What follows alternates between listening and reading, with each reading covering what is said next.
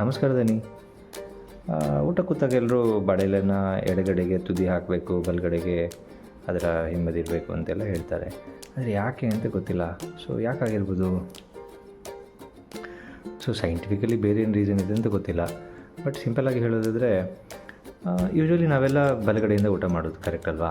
So ಬಲಗಡೆಯಿಂದ ಊಟ ಮಾಡುವಾಗ ಬಲಕೈಯಿಂದ so ಏನಾಗುತ್ತೆ ಅಂತ ಹೇಳಿದ್ರೆ, ನಮಗೆ ಬಾಳೆಲೆನ ತುದಿನ ಎಡಗಡೆಗೆ, ನಾವು ಕೂತಿರೋ ಎಡಗಡೆಗೆ ಹಾಕಿದರೆ ನಮಗೆ ಬಲಗಡೆಗೆ ತಿನ್ನಲಿಕ್ಕೆ ತುಂಬ ಜಾಗ ಸಿಗುತ್ತೆ. ಯಾಕಂದರೆ ಎಲೆ ತುದಿ ಸ್ವಲ್ಪ ಸಪುರ ಇರುತ್ತೆ, ಎಲೆ ಹಿಂಬದಿ ಸ್ವಲ್ಪ ದಪ್ಪ ಇರುತ್ತಲ್ವ. ಸೊ ಅದಕ್ಕೋಸ್ಕರ ಮೇ ಬಿ ಹಿಂದಿನವರು ಶಾಸ್ತ್ರ ಅಂತ ಮಾಡಿದ್ರೆ ಅಥವಾ ಕ್ರಮ ಅಂತ ಮಾಡಿದ್ರ ಅಥವಾ ಕನ್ವೀನಿಯನ್ಸ್ ಅಂತ ಮಾಡಿದರೆ ಗೊತ್ತಿಲ್ಲ.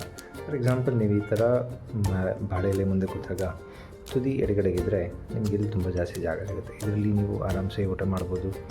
ಸೊ ಆ ರೀತಿ ಕನ್ವೀನಿಯನ್ಸ್ಗೋಸ್ಕರ ಮಾಡಿದ್ದಾರೆ.